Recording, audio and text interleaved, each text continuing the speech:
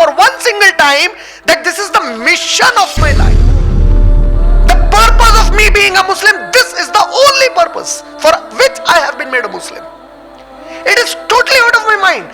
And even if I talk to you about this and then you imagine it for yourself, first of all, you shall have that gut feeling in you, that guts, that yes, this is the mission of my life, nothing except this. If I can't accomplish this, then I am meant for nothing else. If I as a Muslim cannot accomplish that Quran shall be the law for mankind, then I as a Muslim am meant for nothing else. Whatever deed you do, you will be paid back for that deed based upon the intention you had to do that deed in your heart. I made salah. What was the reason for that salah? I fasted in Ramadan. For what reason? I made hajj. For what reason? मुल्ला को मिल गई हिंद में जो सजदे की इजाजत, नादा ये समझता है इस्लाम है आजाद. This is what Allama Iqbal said.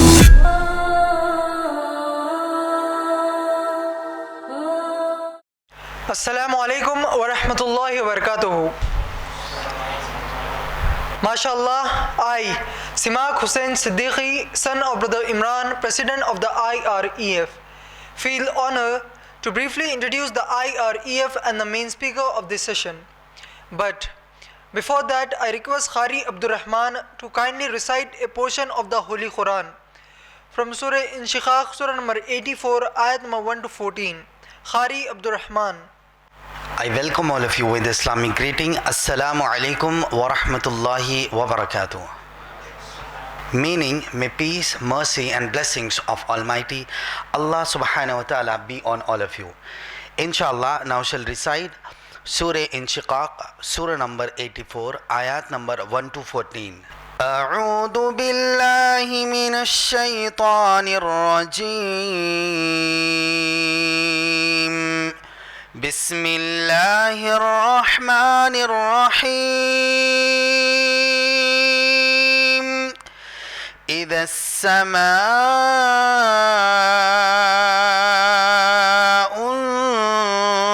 انشقت وأذنت لربها وحقت وإذا الأرض مدت وألقت ما فيها وتخلت وأذنت لربها وحقت يا أيها الإنسان إنك كادح إلى ربك كدحا فملاقيه فأما من أوتي كتابه بيمينه فسوف يحاسب حسابا يسيرا وينقلب إلى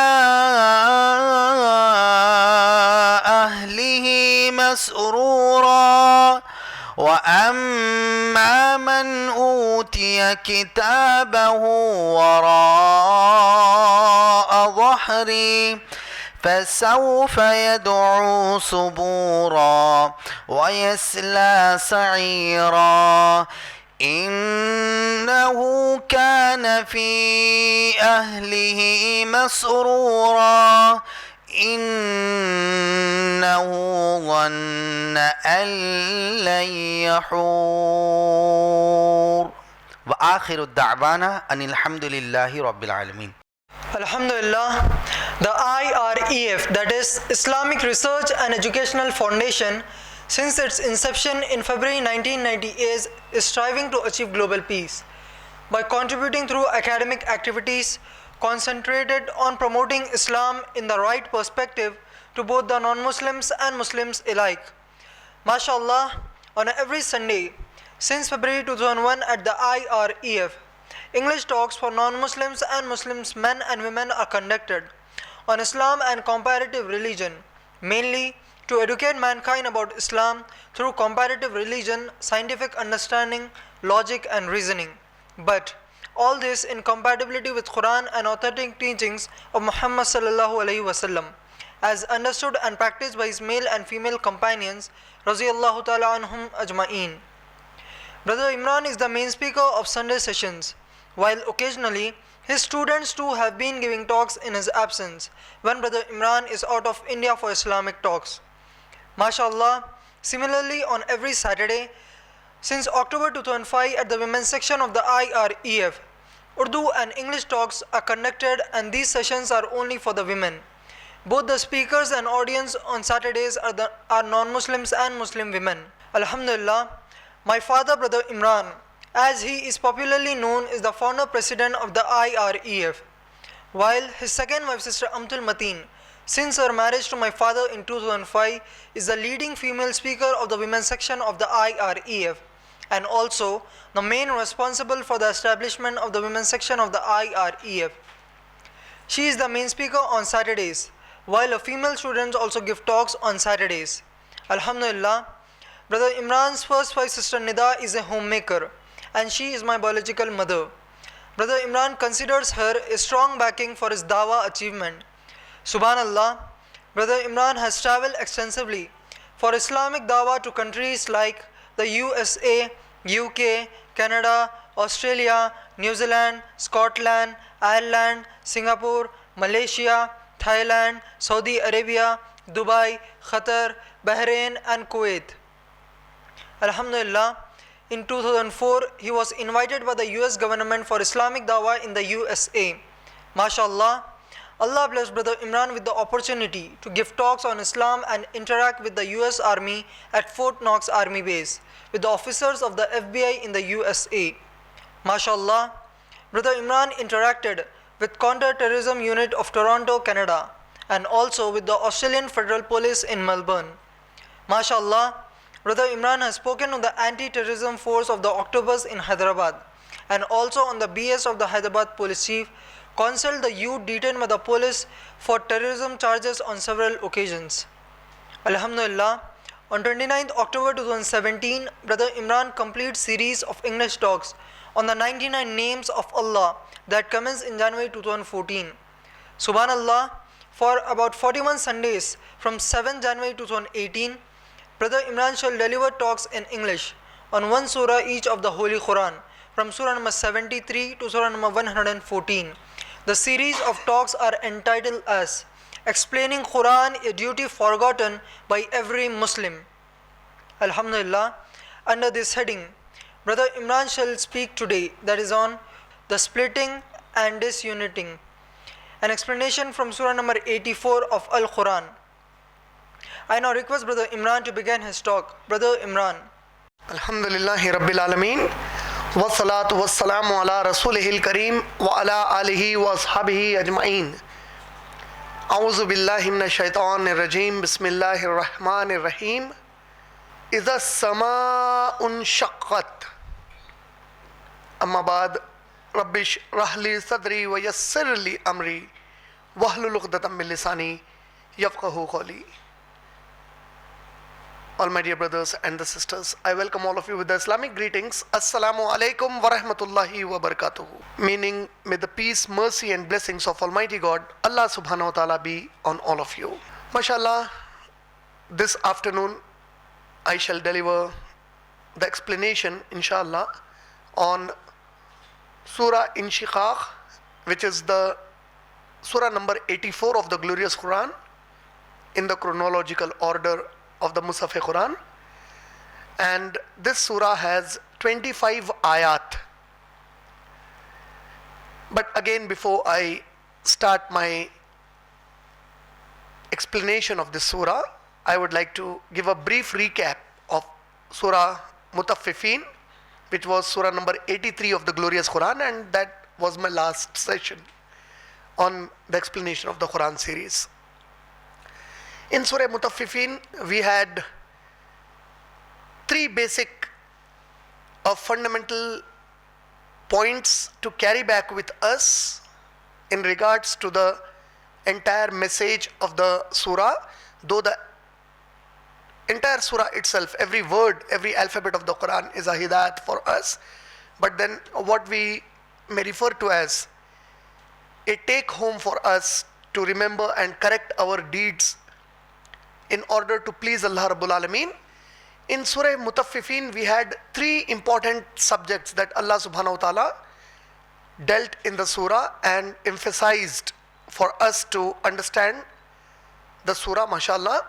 The first and foremost were the first three ayat of the surah, where Allah Rabbul Alameen warned the people who would not give in measure, while when they take the things, they would take it in complete measure. Meaning they would be unjust in their dealings. They would cheat the people, deceive the people when they are dealing or when they are dealing in businesses. So a warning was given, a stern warning was given in the surah, in the first three ayat. And then the surah, of course, speaks about Day of Judgment, about Qiyamah.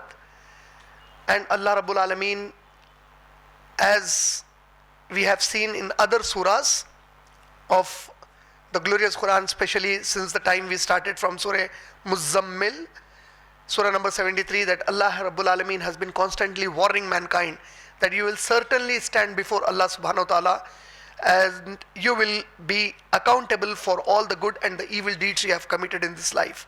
Now this surah, Surah Mutaffifin, the first, as I said, the first and foremost part which the surah begins with is dealing unjust with the people when dealing with balances. The second part is in Surah Mutaffifin, Surah number 83, ayat number 7 and ayat number 18, which talks about two different places, Sijjin and Illiyun. And then in ayat number 7, when you read, Allah talks about the place Sijjin, where the evil souls and the evil records will be placed, and then Allah details it. Then ayat number 18 of Surah Mutaffifin, Allah talks about Illiyun, where righteous souls and their righteous records will be placed till Qiyamah, and Allah details about it. Then the third thing important in Surah Mutaffifin was the ayat from ayat number 29 to ayat number 34, where Allah Rabbul Alameen mentioned about a category of people who make a mockery of the people who call them towards Allah and righteousness. When some people invite others to become righteous, to do good deeds, to become practicing good Muslims, and try to stop them from the evils they are committing in their life, being Muslims or non-Muslims, Allah says these people, they used to mock at my believing servants. They used to abuse my believing servants. They used to laugh at them whenever they called the people to Allah. And Allah says on Day of Judgment, the believers will laugh at them, seeing them in hellfire being punished for the evils they committed. So the believers, this will be the time for the believers to laugh at them. So these were the three main subjects that were covered in Surah Mutaffifin, mashallah. So we need to remember that every one of us, we will die and our soul and our record, either it will be placed in Sijjin or Illiyun, and may Allah make us among those whose soul and record will be placed in Illiyun till day of resurrection. May Allah Subhanahu wa Ta'ala make us to be people who deal just whenever we deal in any kind of a business dealing or otherwise. And the third part is, may Allah protect us from being among those who mock at the people when they invite us to become good Muslims and practicing Muslims. And coming to this surah, Surah Inshiqaq, again this surah has 25 ayat, as I said, and it begins with the indication of the signs of Day of Judgment. Bismillahir Rahmanir Rahim. Iza sama'un shaqqat wa azinat li rabbiha wa huqqat wa izal ardu muddat wa alqat ma fiha wa taqallat wa azinat li rabbiha wa huqqat. Now these are the 5 ayat that I just read out or recited. Allah Rabbul Alameen, whenever begins a surah by pointing out to us about a sign of Day of Judgment, is making us to ponder that you are being told about a reality which you may at this point of time think it to be too far away in your life, or you may think that it is just a warning and it may not appear, but this is not true. Whatever is being told to you will in reality happen. It is not something to be imagined or just virtually thought of. This is the fact that will really happen. And Allah wants us to ponder in a way that suppose it happens when you are living and suddenly the earth and the sky, they burst open, they split asunder, the mountains are falling, they are flying in the air, the mountains start to walk. What would be your condition? Just imagine that situation. How would it be when a horn is blown to the extent, the trumpet is blown, and the sound pollution is so severe? Just imagine an aeroplane traveling just very low over your roof. If you have ever got an opportunity to live or stay for some time near the airport or stay in a building near Begumpet Airport of Hyderabad, you would always feel when the aeroplane is landing or taking off, the homes that were very near to that runway, literally the window panes, they shake. What about the train? If you are staying somewhere near a railway station and then the train passes from near your house, the sound pollution it creates. Suppose you are traveling in a train and in the opposite direction with a speed, another train is rushing towards the opposite direction. And what happens when both these iron bodies of the train, they pass each other? The kind of enormous sound and the kind of tremendous kind of a vibration they create. This is something very serious for us to ponder, and this will happen in the universe when the planets, they are thrown out of their place, when the stars are thrown out of their place, when the sun is lit away from its light, when it's put off with its light, everything is dark and you have something which you can't imagine or you never tried to imagine. But this is the reality that Allah is talking about.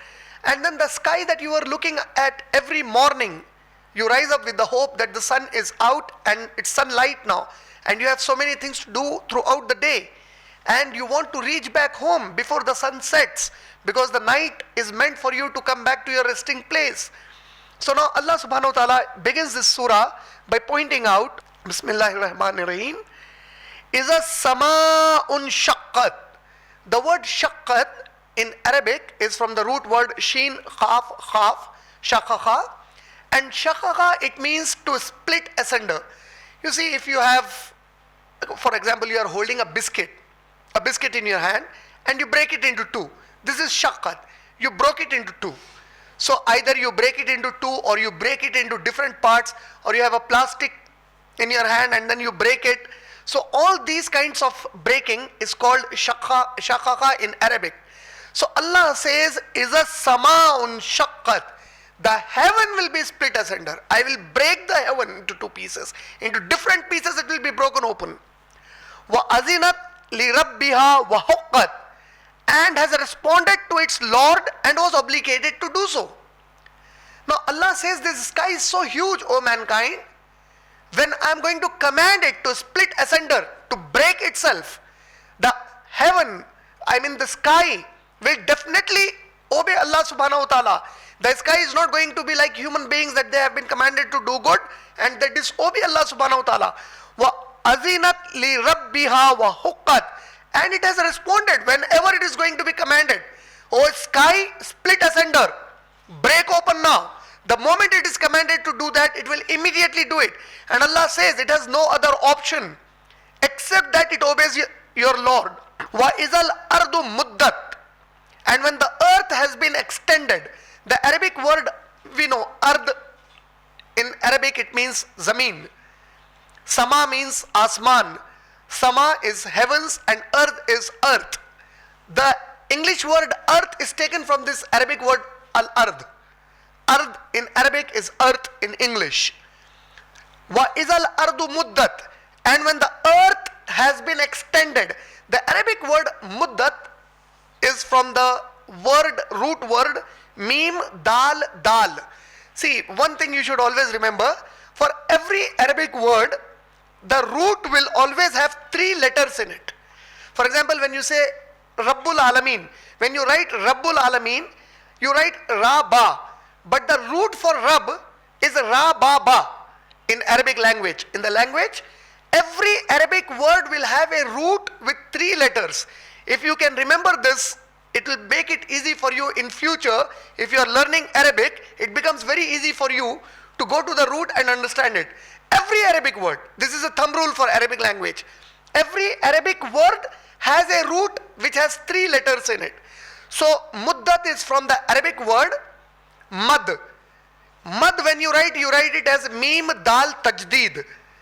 But the root will be mim dal dal, mad. What is mad? Mad, it means to stretch out something completely. When you stretch it, pull it and stretch, that is called mad in Arabic. So what is Allah saying? When the earth has been extended, وَإِذَا الْأَرْضُ مُدَّتْ. See, Allah said the sky will be commanded to split asunder. And then the sky will immediately obey your Lord, and it has to obey because it has no other option. This is what Allah said in second ayat. You remember? وَأَذِنَتْ لِرَبِّهَا وَحُقَّتْ. And has responded to its Lord and was obligated to do so. The sky had no other option. When it was commanded, split asunder, it immediately split itself asunder. It split itself open, and it had to do it because it has no other option. وَإِذَا الْأَرْضُ مُدَّتْ. And when the earth will be commanded to stretch itself completely, وَأَلْقَتْ مَا فِيهَا وَتَقَلَّتْ. And has cast out that within it and relinquished. Allah says, وَأَلْقَتْ مَا فِيهَا وَتَقَلَّتْ. Whatever will be in the earth on that day, it will be said, throw it over yourself. It's all, we all know it's an oval shape like a ball. Just for our example, it's like a ball. Now it has been commanded, stretch, become a flat earth. The moment it is commanded to become a flat earth, it will be also commanded, whatever is buried inside you, throw it over you. So it will throw away everything over it, and it will become a flat ground. Then Allah says, وَأَذِنَتْ لِرَبِّهَا وَحُقَّتْ. And has responded to its Lord and was obligated to do so. Meaning even earth has no other option. You were living on this earth, this planet earth, where you enjoyed your life. Everything that was given to you on earth, you enjoyed with it. But look at the obedience of the earth, living over the earth, enjoying what Allah created for you. Several times you lived a life disobeying the commands of Allah. But the earth itself, such a huge planet compared to, relative to our body, relative to my personality, this earth is such a huge body. But look at it, when it is commanded that throw everything inside you over you and stretch out completely, spread yourself completely, it will immediately do. For it has to do that, it has no other option. So why is Allah repeating this? So that we ponder that you look, man, you are nothing compared to these great bodies that Allah created. The heavens, the earth, look at their size compared to you. But look at the obedience. The moment they are commanded to do something, they will immediately obey their Lord. But you so many times, as human beings, we so many times disobey the commands of Allah subhanahu wa ta'ala. Now these were the first 5 ayat where Allah wanted us to ponder about the heaven and the earth.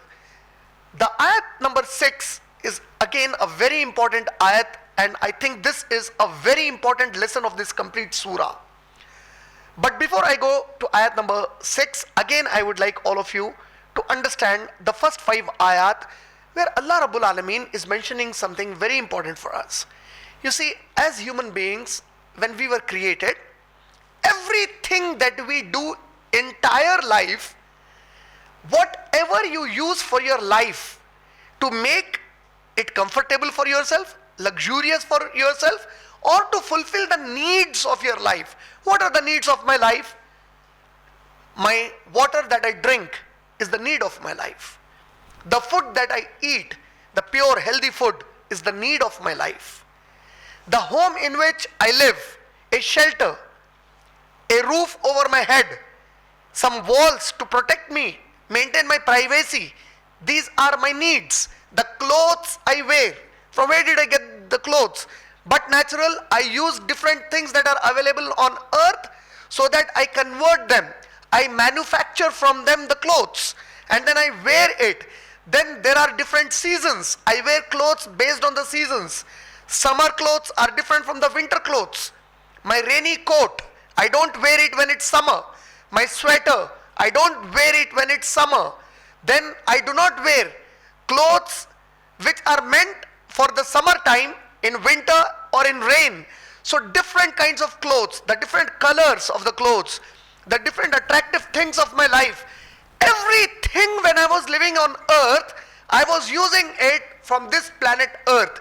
And every day of my life, if you have observed, what was most important to support everything on earth was the sunlight, and the sun is in the sky. The sky was holding the sun, and this sunlight is important for everything to grow on earth. The process of photosynthesis, without which there cannot be life on earth. You can't imagine life without the sunlight. And then the water that you have on earth. All these things, the recycling of the water cycle, the water cycle, the rain falling down, then the rain getting accumulated as water table under the earth, then the rivers, the lakes, the agricultural land, the water required for agriculture, all these things that have been using. Now in the advanced time that we live in today, the advanced time of science and technology, we all know we have the solar batteries now, meaning we are preserving the sunlight and converting the sunlight into different forms of energy, and we are saying no more fuel. Now we are going to get cars with the energy that we have preserved from the sun in the form of electric cars. Then it may be solar cars, solar batteries may be used for it. All this, if you observe, from where did you take it? Either it was earth or it was the sky. So Allah says, all the life and the requirement of your life, I placed it for you on earth, and the sky that was over you was sheltering and protecting you and protecting your life for you. And what will be the end of everything that was meant to give you life? That is being changed now. It has been commanded, end yourself now, finish yourself now, change your shape now. And all the time we were using it, what were we doing with it? Why were we using it? You understand the question? The question is, you and I have lived this life for whatever our age may be today when we are sitting here, facing each other. We are sitting here and we have completed a certain age in our lives. Suppose we die now. Before we leave this room, we die. And we are raised up and we are asked, what were you doing in your life? So what is the answer each one of us have that we are going to answer Allah subhanahu wa ta'ala? What were you doing? Not at the time you died. Since your birth, when you came to your conscience, when you became capable enough to do things by your own self, that you may refer in your terminology or connotation as adult, I am free to do what I want. A boy or a girl may say that I want to do by my will, my free will, I'll do this, I'll do that. So now the question comes to you, you die now, you're raised up. Now Allah asks you, what were you doing? What would I say? What would I say? Every human being is going to be asked this question. This is what Allah is pointing in those 5 ayat, that everything that you used for your life will come to an end. And of course, O mankind, you will also die. Now before I go to 6th ayat, I am asking, just imagine this question, that we die now and we are risen up. And Allah says, before you came to that place, what were you doing in your life? What was the mission and purpose of your life? This is my meaning of the question. What were you striving for? Okay, you were doing graduation for what reason? Okay, you came to this session for what reason? Okay, you went back to your home for what reason? Okay, you slept in the night to wake up the next morning if I gave you life. So, but what was the reason to wake up the next day? Okay, you wanted to do a job for what reason? What was the reason of your life? Purpose of your life? Mission of your life? Sorry? Worship Allah. Worship in what sense? There are many people who may be going to 5 times daily prayers in the mosque, and then they come back, they go to their businesses. So end of the day, this ayat number 6 is a very, very strong message for us to ponder on. Allah says, no, this is not for Muslims alone.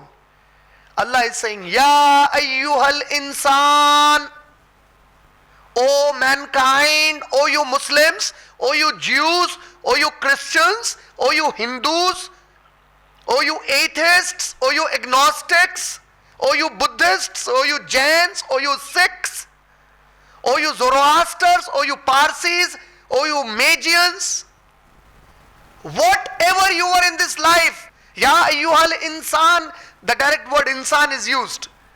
Ya ayyuhal insanu, innaka kadihun ila rabbika kadhan famulaqi. Very important message. O mankind, indeed you are laboring towards your Lord with exertion and will meet it. So this is the translation of the ayat. The translation is, O mankind, indeed you are laboring toward your Lord with great exertion and will meet it. Now the tafsir of the ayat, Allahu Akbar, is such a beautiful tafsir, mashallah. When you read different tafsir also, Allah is saying, O mankind, I gave you a life, and to support your life that I decided that this person will live for 60 years and 10 days. This person will live only for 6 days. This person will live only for 6 hours in his life. This person will live for 110 years in his life.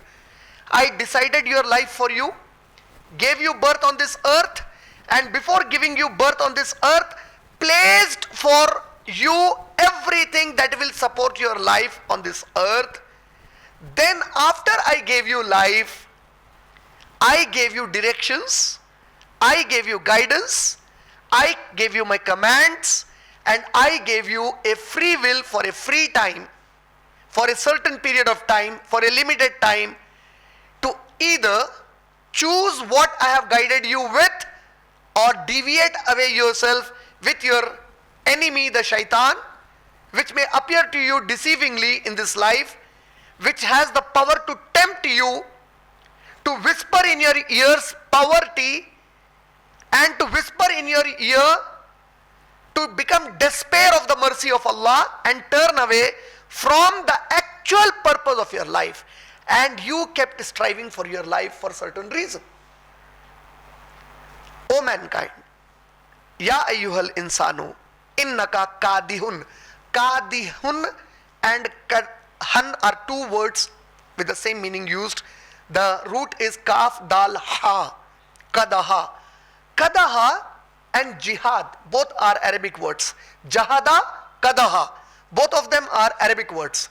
Jahada is to try something. I try something. For example, I picked up the glass to drink the water. This action that I did, I mean, stretching my hand towards my right direction, picking up the glass, this is jihad, to drink water. Jahada, striving, making an effort. I made an effort, I drank. This is jahada in Arabic. Kadaha, kadaha means where you have an intention to do something, and even if it gives you great pain, you make whatever maybe I am going to do that. This is kadaha. With great pain I exert in my life. I am not bothered what will happen to me. No, this I have to do. This I have to get in my life. I need to own a house. I am going to make sure that whatever comes in my way, this is my purpose of the life and I am going to achieve it. So in order to achieve it, my entire life, with great pain, I run towards it. I rush towards it. Because that is the mission of my life. The purpose of my life. I shall get educated, earn a good living, earn a high paid salary, a job with high payment. Why? Then why? You answer yourself. So now, if you observe around us, every one of us has a purpose wherein we want to live a life with certain reasons.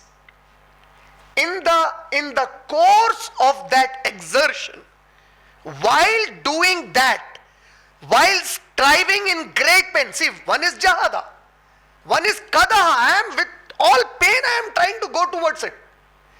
In the meantime, for doing that, I may perform 5 times salah.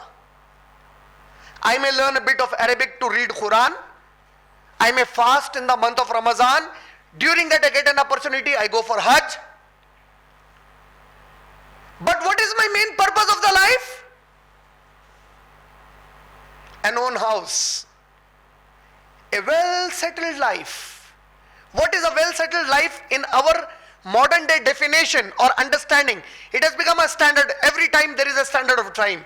See, previously when maybe your grandfather, my grandfather were living, for them passing 10th class was a very highly educated degree with you. If you just pass 10th class, wow, he has passed his 10th class. So high respect in the society. Then a time came when intermediate became a standard of time. Okay, he has done 10 plus 2. Then graduation. Wow, he did his graduation, boss. Then master's degree. Today masters, one master's degree, okay, he did masters in this. 2-3 degrees with master's degree, master's qualification. Oh, 2-3 degrees he has done. PhD, great. See, at a time there was a person who would complete his medicine, MBBS, great honor for him, he did his MBBS. Today MBBS is no value, of no value. Suppose you do MD and MS in India and you want to go to US to practice, they say sorry, we don't consider your degree to be worth practicing in the US. If you want to practice in the US, do a master's in the US now. So the standard of time, you understand the standard of time, it changes. So similarly in our time, what is the standard life for a person? Meaning, this person is a settled person. Settled person means he should have at least a salary every month with which he spends to fulfill his needs, the needs of his family, and he also has enough income to put it in a bank account and save it, and he should have an own house, an own car, and his job should be of high security job. A high security job means you are a salesman. No, you may be earning 100,000 per month, but your job security, no security of the job. Oh, you are working for TCS, Infosys, you are CEO of Microsoft. Wow, you have a secure job now. This is how we have set those standards. See, who set this standard? We people set the standard. Based on our understanding of the lifestyle, we set this standard. So now that is settled in life. If you observe consciously or subconsciously, consciously or subconsciously, each one of us actually understand that kind of a life to be a successful life of our time. And suppose if you don't have Islamic knowledge with you, see, this is when you have Islamic knowledge. Now if you don't have Islamic knowledge, there are Muslim parents who so easily say, अरे नमाज रोजा पढ़ लेगा भाई, अभी उम्र बहुत पड़ी है, अरे fasting and prayers he will make भाई, let him complete his exam studies and everything, that he will anyhow do, he has got a life for 60 years. What man, at this young age you are talking about religion and all this, think about some progressive life, that after retirement you can do. Now this is one set of a people who will think this way. Then there is another set of people. You have so many people recognized and who themselves say we are Muslims. But where are they? They are in the film industry. You have the Khans in the film industry. So for them what is successful life? A celebrity status, a fan club. How many million people are following you on the Twitter? How many people on the Facebook page? How many followers do you have? How many people know you? How many films have you done? What is your earning? Wow. Then you have another set of people, the politicians. So where did you reach? MLA, MP, member of parliament, member of legislative council. Oh, he became a chief minister, became the prime minister, the president. You know, so many presidents of America, they were president of America for a time period and today they are retired. They are no more the president of America. What did they get?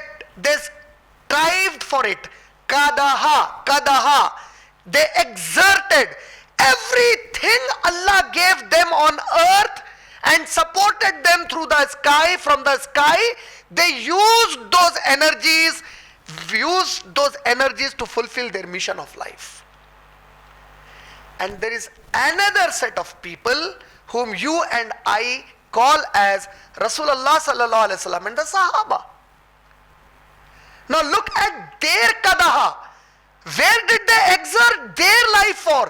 The pain they took, their energies, everything that Allah gave them, for what purpose did they use their life now? You got my point? They said, Allah made us Muslims, we will make sure that this is the law of the land. You got it? This is completely out of our mind today. Imagine, it is out of our mind completely. I'm a Muslim, but I never even think for one single time that this is the mission of my life. The purpose of me being a Muslim, this is the only purpose for which I have been made a Muslim. It is totally out of my mind. And even if I talk to you about this and then you imagine it for yourself, first of all, you shall have that gut feeling in you, that guts, that yes, this is the mission of my life, nothing except this. If I can't accomplish this, then I am meant for nothing else. If I as a Muslim cannot accomplish that Quran shall be the law for mankind, then I as a Muslim am meant for nothing else. So to first of all realize that feeling itself, it looks something very alien to us. If you discuss it with somebody else among our home, I mean among our family and friends, you look an alien to them. Oh, he's talking about something from a different planet now. What is he talking? What rubbish is he talking to us? What is he saying that this is what he has been created and his mission is he will work for this and entire life this is what he is going to do to the people? Invite them to this, talk to them. What is he talking, man? What are you talking? Oh, come on, it's a good thought, but keep it aside now. Not practical now. Be realistic. That is what they will tell you. Be realistic. What are you talking? Have you gone mad? Have you gone astray? भटक गए क्या? क्या बातें कर रहे हैं? You know, शैतान is whispering you. शैतान तुमको भटका रहा है इसके बारे में कि इसको नाफिज करने के ऊपर कुछ करो बोल के. No, the entire scene is this way for us. What is the kafir striving for? The entire life. Look, all the energies of the kuffar, the disbelievers of Islam, all the resources Allah has given them, what are they using it for?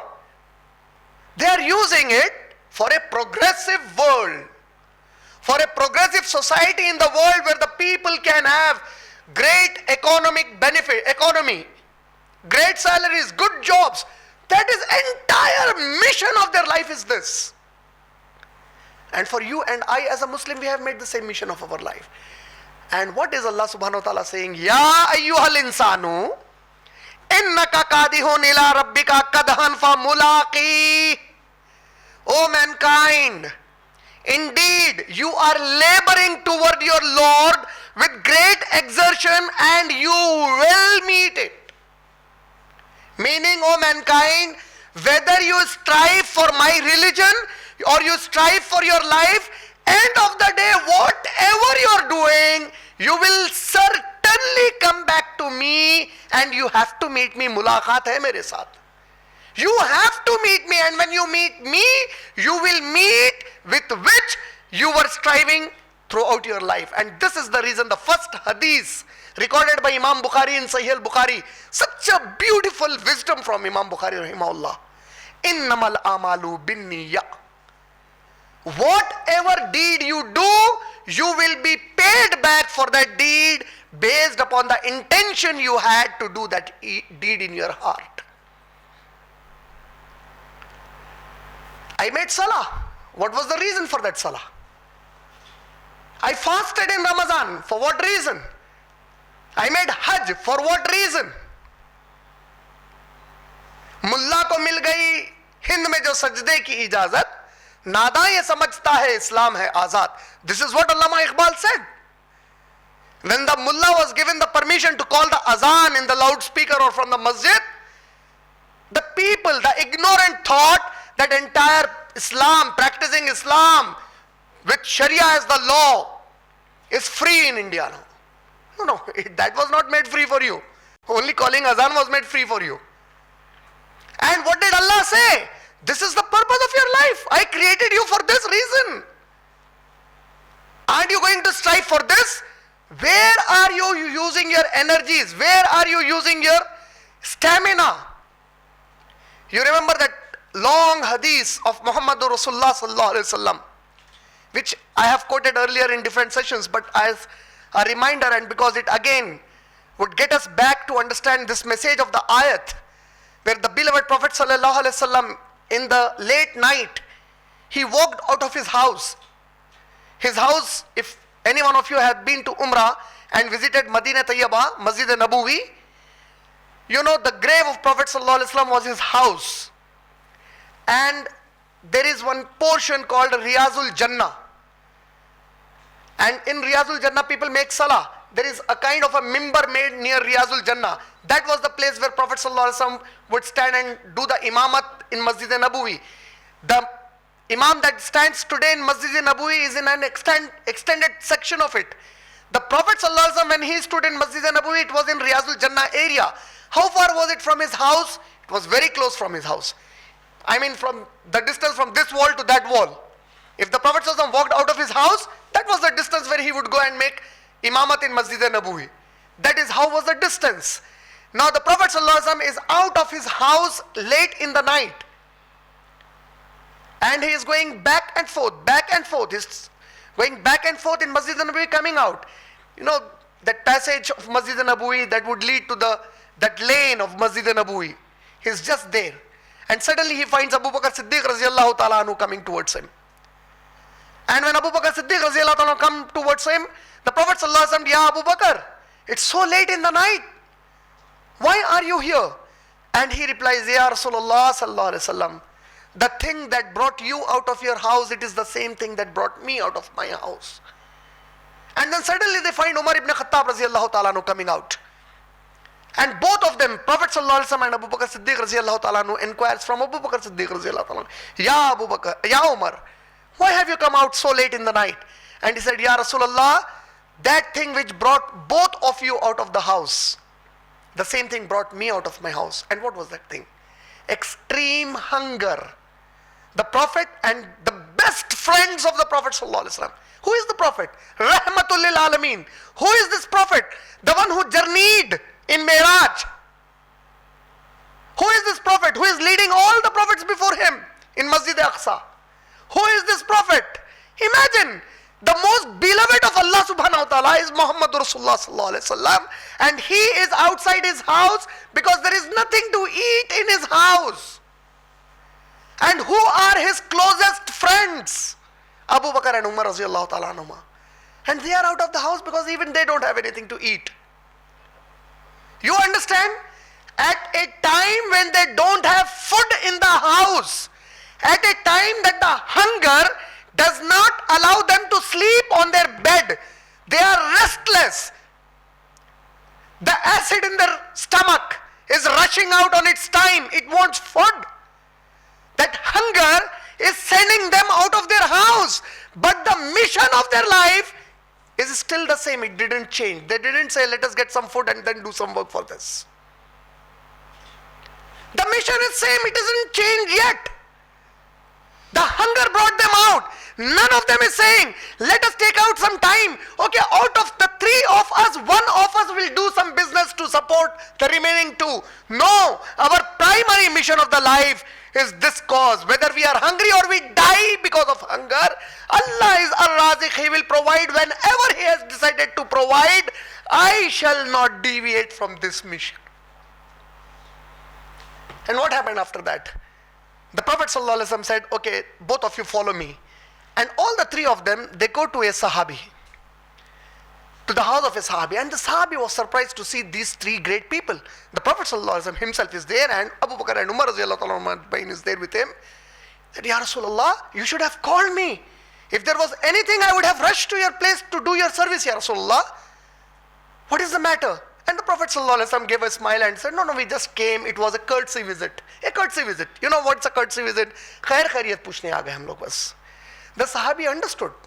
He immediately went inside his house, woke up his wife, and he said, you see, the messenger of Allah and his best friends are at our home now. We need to cook something for them. And then, mashallah, he sacrifices a lamb. And the lamb is cooked. And it is served to Prophet ﷺ and Abu Bakr Siddiq and Umar radiallahu ta'ala anhu. And what did the Prophet say?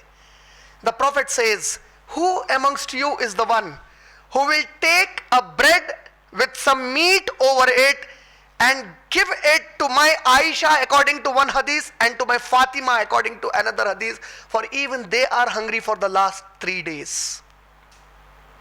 Can you imagine this? It's not just Muhammad sallallahu alaihi wasallam who is hungry. His family is hungry. But yet the entire family, kadihan kada, they are striving with pain with what is the mission of the life. The mission of their life is Quran shall be the law of the land. They are not deviated, they are not diverted from this mission. And after Muhammad sallallahu alaihi wasallam and Abu Bakr Siddiq and Umar ibn Khattab radiallahu ta'ala anhu complete their dinner, they are walking back now. They are walking back, and look at Muhammad sallallahu alaihi wasallam and the lesson he is teaching. He holds the hand on the right side of Abu Bakr Siddiq, on the left side of Umar ibn Khattab radiallahu ta'ala anhu. He stops them. He says, Ya Abu Bakr, Ya Umar, in what condition did we come out of our homes? How did we come out of the home? And both of them, they say, Ya Rasulullah, we were crying because of hunger. Ya Rasulullah, we were very hungry and we couldn't sleep. We were restless, we couldn't sleep. The Prophet ﷺ now asks them, how are you returning to your home now? Are you filled? They said, Ya Rasulullah, Alhamdulillah, we are filled now. Allah gave us to eat a beautiful dinner we had. We are filled now. And what did the Prophet ﷺ say? Ya Abu Bakr, Ya Umar, remember, on day of judgment, Allah will ask if He wants to any one of us. I provided you food when you were hungry. The energy that you got from the food that I created for you, where did you use that energy? Did you use it for my Islam or you used it for some other purpose? And daily we eat food. How many times have we ever thought that Allah can ask us, I provided food to you when you were hungry? And hunger is something that it does not discriminate between rich and poor. Bill Gates becomes hungry and a beggar on the road becomes hungry. When both of them are hungry, they are hungry according to the human nature, because both are human beings. Irrespective of their social status, hunger strikes them both with the same severity. And both of them, they need food with the same seriousness, irrespective whether they are rich or poor. And Allah is going to say, I provided both of you. Where did you use this energy that I gave you through my food? And Allah is saying, Ya ayyuhal insanu, O mankind, O you Muslims and non-Muslims, innaka kadihun ila rabbika kadhan famulaqi. Verily, each one of you are laboring towards your Lord with great exertion and will meet it. And will meet Him. You will meet Him. You will come with whatever you have done in your life. a beautiful hadith of Muhammad sallallahu alaihi wasallam. And before I tell that hadith, the Sahaba, whenever they met each other, many a times they would exhort themselves. They would enjoin upon themselves. They would remind themselves. They would immediately make each other realize a very important point, which unfortunately we never do in our lives. We never do it. The Sahaba would very often do it. What would they do? They would hold the hand of each other and they would say, remember, any deed that you are doing, any work that you are doing, whatever you are doing, before you do that, think twice whether it is good or not good, whether it is right or wrong, whether Allah will be pleased with it or will be displeased with it. You understand? For every deed they would say this. Before you do anything, try to identify the deed and its result on Day of Judgment. If you do this, whether Allah will be happy or Allah will not be happy with it. Because they give reason to each other. Look at their reasoning. This is taqwa of Allah, and that is the reason nobody can equate Sahaba. Look at their taqwa. They say, before you do that deed, remember, maybe this is the last deed of your life. You never know, I never know, we never know that this may be the last deed of our life, after which the life ends. Remember, do not do any deed that if you did it and you die, and that deed was something with which Allah was displeased. Because the Prophet said, if you die in a state of doing an action, you will be raised up on Day of Judgment with the same action. As you live, you will die. As you die, you will be raised up. And if you die in a state doing a deed with which Allah is displeased, you will be risen up with that. The last deed of every man and woman matters a lot. You understand that? The Prophet is saying the meaning of the hadith. The understanding of the hadith is, the Prophet ﷺ is saying the last deed of your life, it matters the most in your life. For on Day of Judgment, when you will be resurrected, it will be the last deed with which you will be judged. You know why? Because based on the intention, Allah will decide where you have to die. You may try to fool people in your life. I am a very good person. I am like this. My intention in the heart is very good. How will you fool Allah Rabbul Alameen? Your end will be brought, your conclusion. Any movie that is made, any story that is written, you say the moral of the story, There is a climax to every story. There is a climax to everyone's life. There is a climax to it. What is the climax? The climax is the end of my life, how I die. What was I doing when I died? I will die in a state which I love to live a life with. That will be my end. And the beloved Prophet ﷺ in a Sahih Hadith, Hadith Qudsi, the Prophet ﷺ said, Jibreel alayhi salam came to me and he said, O Muhammad sallallahu alayhi wasallam, O Muhammad sallallahu alayhi wasallam, live as you want. Live as you want. Certainly you will die. You understand? जिंदगी कैसे भी गुजारो, जैसा गुजारना चाहते हो गुजारो, लेकिन यकीन जान लो कि तुमको मौत आएगी. What does it mean? If I lived striving to become the wealthiest man on earth and amassed for myself, gathered for myself billions of dollars, trillions of dollars, mansions, palaces, whatever I do, my death will take away everything from me. And that is what Alexander the Great, when he came and conquered India, they say before he became the king, he put a will. Usne ek wasiyat ki. Who? Alexander the Great. And in his will he wrote, whenever I die, my body shall be placed in the coffin such that both my hands are stretched out in the open and my fingers and the palm are facing the sky. Why? Let the people know, Alexander, who conquered half the world, cannot even carry a pebble from that world after he dies. Sikandar-e-Azam ki wasiyat, जब मैं मर जाऊं, लोगों को कहना कि मेरा जनाजा इस तरह ले जाएं कि मेरे दोनों हथेली और उंगलियां खुले रहें, आसमान की तरफ रहें, ताकि दुनिया वाले देख लें जिस सिकंदर आजम ने आधी दुनिया को फतह किया, उस आधी दुनिया का एक कंकर भी अपने हाथ में अब अपने साथ नहीं ले जा सकता. And what is Jibreel alayhi salam saying to Muhammad sallallahu alaihi wasallam? Oh Muhammad sallallahu alaihi wasallam, live as you want, for certainly you will die. Meaning that death will take away everything that you took for yourself in your life. It will part you from whatever you earned in your life. You will have to depart from it. The second thing Jibreel alayhi salam said, beautiful hadith, beautiful hadith. The second thing Jibreel alayhi salam said, love whatever you want. You want to love something in this life? Love it. You want to love home? Love it. You want to love wealth? Love it. You want to love your mother? Love her. You want to love your father? Love him. You want to love your children? Love them. You want to love your wife? Love her. You want to love the husband? Love him. Whatever you love, you will certainly part with it. 100% true. Whatever you love, you will part with it. You see, two things he pointed out and said, you live as you wish, certainly you will die. Meaning, whatever way you lived, the death will part away that thing from you. Love whomever you want.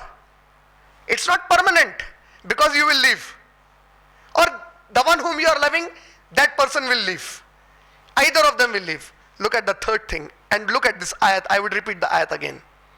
Look at this ayat and look at what Jibreel alayhi salam said as the third thing to Muhammad sallallahu alaihi wasallam. Remember two things he said. Live as you want, certainly you will die. The moment you die, whatever way you are living, it is over for you. Love whomever you want as much as you want. Certainly you will part. The moment you die, you will part. What is Allah saying? Ya ayyuhal insanu innaka kadihun ila rabbika kadhan famulaqi. O mankind, indeed you are laboring, striving toward your Lord with great exertion, and certainly you will meet him. And certainly you will meet him. You got my point? We will meet Allah subhanahu wa ta'ala. And what is Allah saying? Strive. Whatever you are striving for, strive. You will come and meet me and you will find everything that you are doing. Right or wrong? And Jibreel alayhi salam said two things first. First, live as you want, certainly you will die. Love whatever you want, certainly you will part. But the third thing he said is, O Muhammad sallallahu alaihi wasallam, do whatever you want. Do whatever you want, for certainly you will get it. Two things you will leave here, but whatever you are doing, that is one thing that you will certainly meet with. That will not leave you. And we need to be very careful therefore. And then what did Allah say? Ayat number 7. فَأَمَّا مَنْ أُوتِيَ كِتَابَهُ بِيَمِينِهِ فَسَوْفَ يُحَاسَبُ حِسَابًا يَسِيرًا. Allahumma hasibni hisaban yasira. Say Ameen for that. فَأَمَّا مَنْ أُوتِيَ كِتَابَهُ بِيَمِينِهِ. Then, as for he or she, then whosoever is given his record in his right hand, فَسَوْفَ يُحَاسِبُ حِسَابًا يَسِيرًا. He will be judged with an easy account. Allah said, and when the record is given to them from their behind, they will cry on that day, and they will know that they are lost and will be thrown in hellfire. The people who are given right hand record, from the right hand, in the right hand, about these people, what did Allah say? These are the people whose account will be easy. Allahumma hasibni hisaban yasira. What does it mean? Oh Allah, make my account easy for me. That is the dua. The Prophet ﷺ said, that is the dua for us. وَيَنْقَلِبُ إِلَىٰ أَهْلِهِ مَسْرُورًا. وَيَنْقَلِبُ إِلَىٰ أَهْلِهِ مَسْرُورًا. Ayat number 9. And return to his people, and this man or woman who got the record in their right hand will return to his people in paradise. Of whoever from the family of these people will be put in paradise. Suppose my father, my grandfather who died before me, and they were good people, righteous people, they are in paradise, I will run towards them and say, Alhamdulillah, I am also saved with you. I am also here. They'll be very happy that I have joined you in paradise now. وَيَنْقَلِبُ يَنْقَلِب, this word yanqalib is from the root khaf lam ba, qalb. Why is the heart called qalb? Because every now and then it keeps changing the thoughts. It's in this mood, it becomes the other mood. Constant process of changing. Yanqalib, it is from the same word you have qalabu in Arabic. It means to turn completely sometimes. Sometimes it means to turn completely. For example, suppose you go to a cloth store and the person who is selling the cloth, they lay down a cloth in front of you and then they completely turn that cloth. That action is called khalabu. From this is yanqalib. Yanqalib, to turn completely. It is from this word you have the Urdu word inqilab. Inqilab zindabad. Inqilab. Inqilab is revolt. What happens in inqilab? There was an existing system, it's completely changed now. Inqilab, that's revolt. So Allah says, وَيَنْقَلِبُ إِلَىٰ أَهْلِهِ مَسْرُورًا. This person will turn. He was in terror. He was in horror. Before the record was given in his right hand, he didn't know what will happen with him. She didn't know what will happen with her. The moment it is given, they will immediately turn from that place and run towards the paradise. Inqilab. They will turn and run in happiness towards their family. وَأَمَّا مَنْ أُوتِيَ كِتَابَهُ وَرَاءَ ظَهْرِهِ. But as for he who is given his record from behind his back. When it is given in the left hand, it will not be given from front. When the record is given, it will not be given from front. The evil people, the evil doers, the angels will come from behind, knock them from behind and say, take your record now. فَسَوْفَ يَدْعُ subura. He will cry out for destruction. Now this word subura is used in ayat number 11 here. فَسَوْفَ يَدْعُ. Yad'u is dawa, dawat-e-din, dawa, dua. I am making dua, you say. Dua in Arabic means to call, to cry. That is dua in Arabic. Arabic में दुआ का माना क्या होता? हम दुआ का मतलब पुकारना. فَسَوْفَ يَدْعُ subura. He will cry out for destruction. She will cry out for destruction. Subur in Arabic is not from swad. In Arabic, when the word swad, ba and ra are used, that will mean patience. Patience, sabr. But this word is from sa. It's not from swad. Swad, sabr from swad is patience. With the sa, it means great destruction. What kind of a destruction? What kind of a destruction? There are two words in English. Progressive, regressive. Constructive, destructive. Growing, deteriorating. You understand these two different words altogether? Progressive, positively growing something. Regressive, negatively growing. Regression. Allah is saying, فَسَوْفَ يَدْعُ subura. He will cry out for destruction. See, in this life you had troubles. When you die, the troubles of the life are over now. With the death, the troubles of the life are over.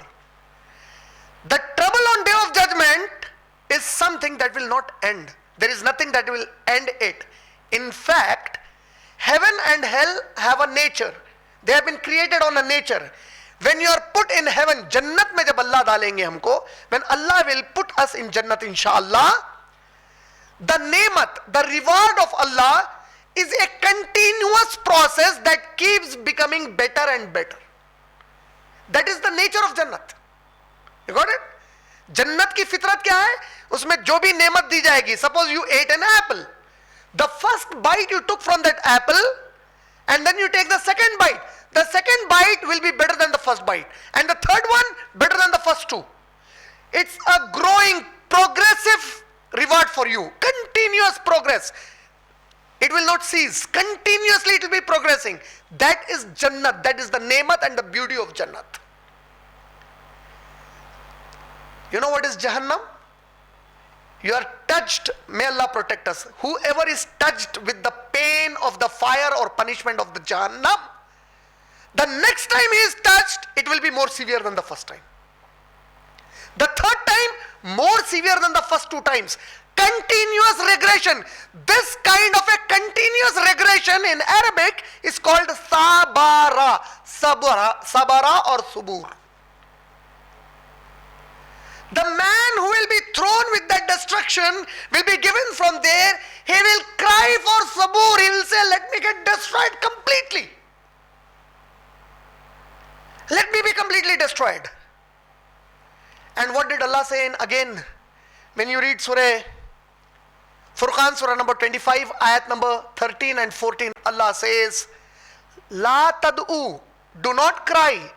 La tad'ul yawma suburan wahidaun. Do not cry only for one destruction today. Wad'u suburan kasira. Keep crying for destruction upon destruction. Destruction upon destruction. And every time you are destroyed in Jahannam, it will be more severe than the time that you were destroyed before this. So why is this warning coming to us again? Imagine the beautiful way of Allah subhanahu wa ta'ala communicating to us. Allah says, you see the heavens, I created for you. You use for your life. The sunlight you are using for your life. The stars and the moon you use for your life. Everything on earth for you. This is all for you. Allah says, everything on earth, I made it for your use. Everything that you have on earth, I made it for your use and subjugated it to you. I gave it under your control. For you. And why did I make you? Surah Zariyat, ayat number 56. I created mankind and jinn only to worship me. That was the only reason I created you. Did I ask you that you should strive for your rizq? Did I tell you if you strive, then only you are going to get your rizq? Did I tell you on the level you strive, based upon that level of striving, that is the amount of rizq you will get? Did I ever tell you this? Did I ever made you the owner of your own destiny? Are we the owners of our destiny? No. Absolutely not. Absolutely not. Surah Hud, Surah number 11, ayat number 6, Allah says, there is not a creation in the sky or on the earth whose food and the measure of their life, everything for them is well recorded in a book with Allah. They are going to get it as it has been destined for them. But you Muslims, you are the ones who believed in me. You said you believe me as the only one God worthy of worship. You were the one who agreed that Prophet Muhammad ﷺ is your messenger. You agreed that he was the best example to be followed. What happened to you then? If he is the best example to be followed, it's not just in the matters of wearing a dress or combing your hair or smiling. He should be followed as the best example in the purpose of his life, in the intentions for which he lived a life. What was the purpose of his life? How did he live his life, and for what reason did he live his life? If you are not following that reason of the life, that was the reason of the life of Muhammad sallallahu alaihi wasallam and the Sahaba, of course then you are being cheated by the shaitan, or you are cheating your own self, and you are in a serious deception. And whatever you are doing, remember you will meet it. It is with me. When you read Surah Zumar, Surah number 39, ayat number 69, Allah Rabbul Alamin says, and when the earth will shine with the light of their Lord. Allahu Akbar. First time when Allah subhanahu wa ta'ala is going to come down with his earth, and this earth which will be made a flat earth, the light of Allah subhanahu wa ta'ala will fall on it. It will shine with the light of the Lord, and the book will be spread open, and nobody will be dealt unjust by Allah subhanahu wa ta'ala. This is about the believers. Another condition is talked. Allah says in Surah Kahf, Surah number 18, ayat number 49, Allah says, and when the book is placed open, the criminals, the sinners, they will say, what sort of a book is this? Which has recorded every small and every big thing of our deeds, and it has numbered it. You understand what is the meaning of numbering it mean? It's going to be so perfectly organized like an Excel sheet. What kind of a book is this? I thought something evil in my heart, it is recorded. At this time, at this place, at this venue, in those circumstances, this is what you thought in your heart. It's recorded. And the mujrimun will say, what sort of a book is this? They don't want that book to be opened on that day, because they know what they have sent. This is what Allah says in Surah Kahf, Surah number 18, ayat number 49. The sinners and the criminals would not like the book to be opened. They will say, what sort of a book is this, which has recorded every small and great deed we committed, with numbering them. Allahu Akbar. This is the day about which Allah is warning us. If it is given from behind, we are finished. فَسَوْفَ يَدْعُو الثُّبُورَ. He will cry out for destruction. وَيَصْلَى سَعِيرًا. And enter to burn in a blaze. Sa'ira, in Arabic, sa'ir, it means the flames of the fire. He will be thrown into a fire whose flames will be always burning. It will never be put down. إِنَّهُ كَانَ فِي أَهْلِهِ مَسْرُورًا. Allahu Akbar. Look at this ayat, ya akhi. Allah is saying, this was the criminal, this was the person who in the life, he would spend the whole day as he wanted, and in the night, he would return very happy to his family as if he has done something great throughout the day to please Allah subhanahu wa ta'ala. How many of us are so complacent in our life, We are so happy. Sare din ki naukri, I did a complete job. My job is, I am a software engineer. Early morning, woke up, went to the office, came back happily. Oh, my children, my lovely children, come on, let's go to Reliance Mart. Come on, let's go to D-Mart. Come on, let's do some shopping in Orbit, Forum Mall, some clothes, Allah has given. We pray 5 times a day. Fast also in Ramzan, very good. My wife makes hijab. I have put my children in a good school. Maulana comes to teach them Arabic. Happy life, settled life. Wallah, this is our lifestyle, ya akhi. This is our lifestyle. And Allah is saying, why will they be thrown into hellfire? In this life which I gave to them, they were unconcerned that this Quran is not the law of their land. How could they sit down thinking that they have completed the job when there was so much shirk being committed around them?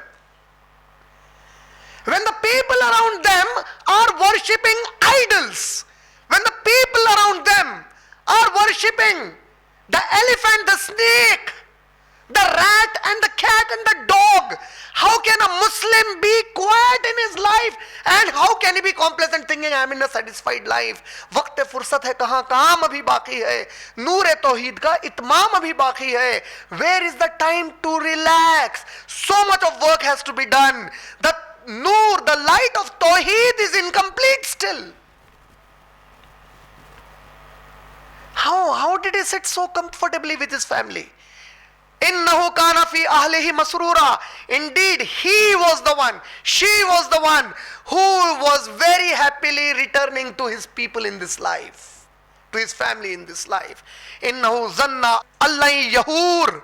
Indeed, he had thought he would never return. إِنَّهُ ظَنَّ أَلَّن يَهُورَ. See, every one of us know we have to return. What does Allah mean? We did not think that we will return. We are not being serious when we are thinking of returning to Allah. We are not prepared, and how can we then be so comfortable in our life? It's like denying that we are going to return to Allah. The only difference between a disbeliever and today us Muslims as a whole in the belief of Akhirah is, from our lip service we believe Allah will take our accounts. And a disbeliever also believes, but he doesn't believe in Allah. And there may be a disbeliever who doesn't believe at all. But the style of life, the lifestyle and the purpose of the life is the same for all. How will you differentiate your purpose from your friend John or Suren? We have the same purpose of life. It's the same syllabus, it's the same university, it's the same college, it's the same degree, it's the same mentality, it's the same psychology, it's the same social conditions, same social status, same blabbering from our mouth that I want a settled life. Where is the difference between them and us today? Where is the difference? Where is that cutting edge that would show that these are the people who are the believers of Allah and Muhammad sallallahu alaihi wasallam? What will demarcate us? We are following Islam that is pleasing the disbelievers today. The disbeliever is saying, okay, you want to grow a beard, but well, if you are doing this job, you should not be on a beard. Fine, that's fine. No, beard, it's after all is sunnat. Why shall I actually argue about it? Then, oh, no, if you want to do this, fine, you can grow a beard, but it should not go beyond this length. Oh, okay, that's fine. The third condition, if you are going to do a government job, you shall not marry a second wife. That's a condition. That's a condition. I am saying, if Allah asks the Muslims who are into government service here, how did you sign an agreement wherein it was contradicting the Quran I revealed for you? How did you sign an agreement wherein it was contradicting the complete seerat of Muhammad sallallahu alaihi wasallam and the seerat of Sahaba? What made you believe that your Lord will not give you rizq if you don't do that job, if you don't get that job?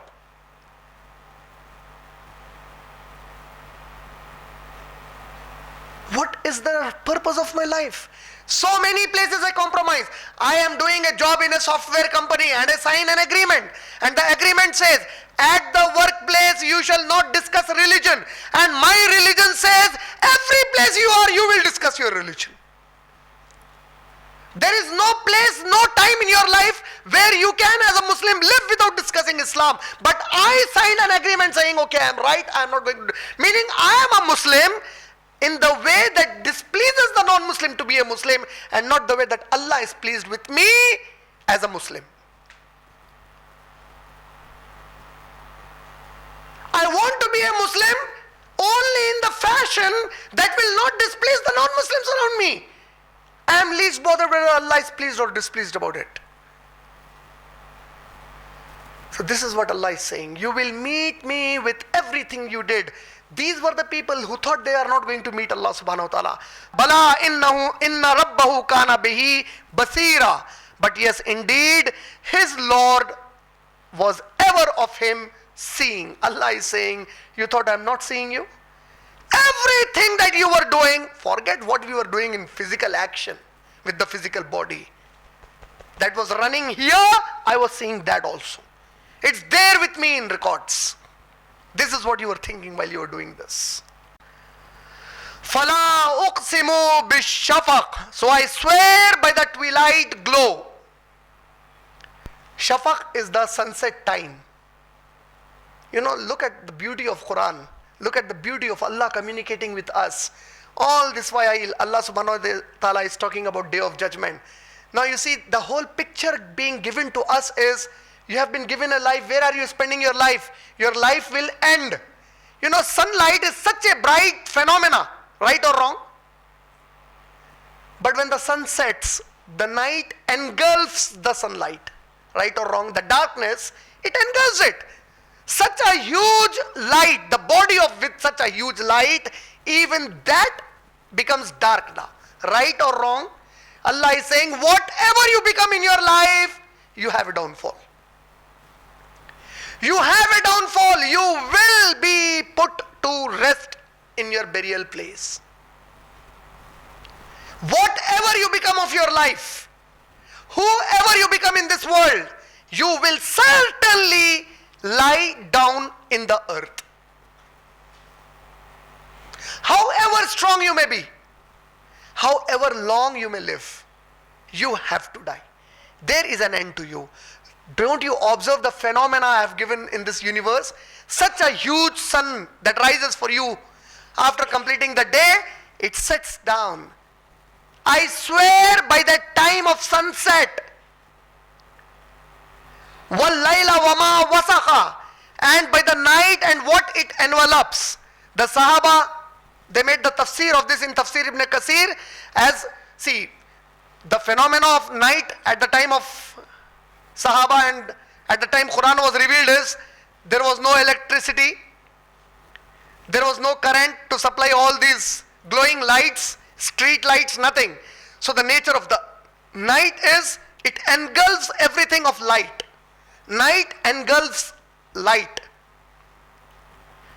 Unless you temporarily make something of this kind.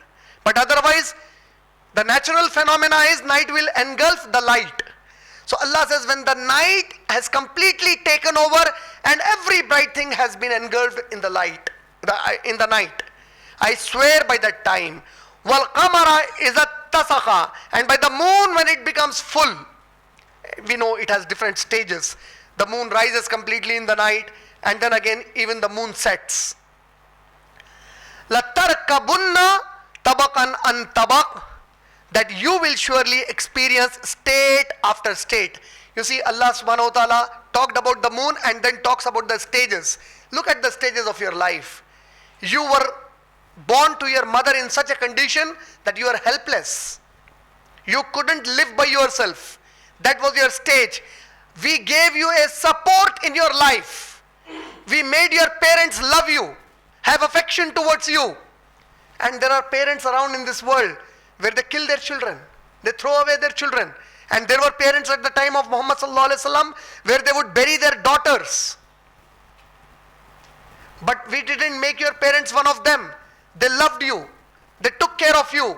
At a time when you were totally helpless, they helped you to live and grow up. That was one stage.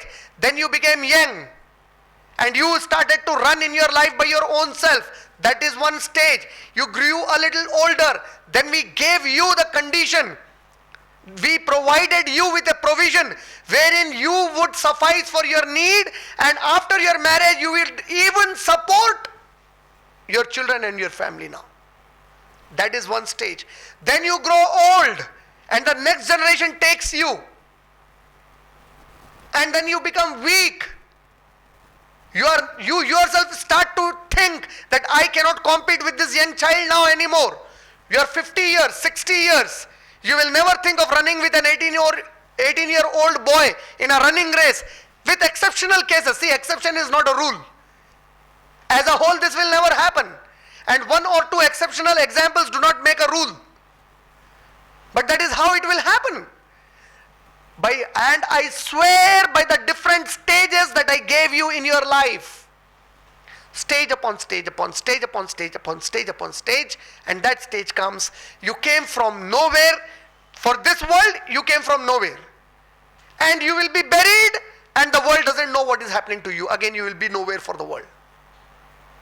It's as simple as that. فَمَا لَهُمْ لَا يُؤْمِنُونَ. So what is the matter with them that they do not believe? Are they not reflecting upon all that I am explaining them?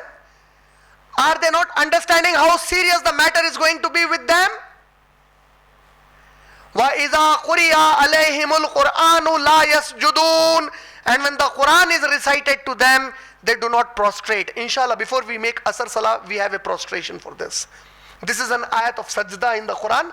There are 15 different places in the Quran where when the ayat is recited, we are supposed to make sajda. And in most of these ayat, you will find the address of Allah subhanahu wa ta'ala is, and the shaitan doesn't prostrate to Allah. So the Prophet immediately prostrated to prove that, oh Allah, I am your slave who prostrates to you. There are places where Allah says, the ungrateful do not prostrate to Allah. The Prophet immediately prostrated to give an indication, I am not from among those who are ungrateful to you, O Allah. And here Allah is saying, and when the Quran is recited to them, they do not prostrate. And you look at the beautiful way Allah is addressing us. He reminds us about the favors, about our condition, about our own self and where we are striving and what will be our end and what will happen after we are risen up. And then Allah says, I am explaining all these good things for you. Will you not still prostrate to me? So we have to prostrate, inshallah. So the condition of prostration at the time of recitation of the Quran is either do it immediately or you can take a while and do it, inshallah. Both of the conditions are permissible, inshallah. But do not forget at any given point of time. Then Allah says in ayat number 22, بَلِ الَّذِينَ كَفَرُوا يُكَذِّبُونَ. But those who have disbelieved, they deny. And we have discussed earlier that tukazzibun means there are different ways of telling a lie. One lie is suppose you ask me is this a glass of water? And I say, no, it's not a glass of water, it's a jug of water. So it's not a jug, it's a glass. Suppose I keep it beneath and I say I have a gold biscuit with me, so I am lying to you. It is a glass, but I am telling you it's a gold biscuit. So this is one kind of a lie. The other kind of a lie is where I try to take advantage by fooling somebody. I cheat somebody. So that is also lying. The third kind of lying is there is truth in front of me, but I don't want to agree. You say this is a glass, but I say no, this is not a glass. So this is a lie in the sense it's a denial. Even this is called lie. You are telling me this is a glass and I am telling you, no, actually this is a jar. So I am lying to you. This is not a jar. In the same way, in this sense, lying here in the ayat means they are deniers. When I am telling them a day will be established and they will be recompensed, they are lying, meaning they deny it. They think it will not happen like this. So this is to Qazim. Wallahu a'lamu bima yu'oon, and Allah is most knowing of what they keep within themselves. Meaning, whatever they have done and gathered for themselves, Allah knows what they have gathered for themselves to meet Him on Day of Judgment. فَبَشِّرْهُمْ بِعَذَابٍ أَلِيمٍ. So it's a sarcasm from Allah subhanahu wa ta'ala. Give them a glad tiding from me. Bol do acha, khushkhabri suna do unko. Give them a glad tiding of a severe punishment from me. So this is what you have been doing with my ayat, denying my message. So give them a glad tiding. Let them be happy in their life, and I will also give them a glad tiding of a reward. Not a punishment, but a reward of a severe punishment. إِلَّا الَّذِينَ آمَنُوا وَعَمِلُوا الصَّالِحَاتِ لَهُمْ أَجْرٌ غَيْرُ مَمْنُونَ. Except for those people who believe and do righteous deeds, for them is an ajr غَيْرُ مَمْنُونَ. An ajr that will never stop.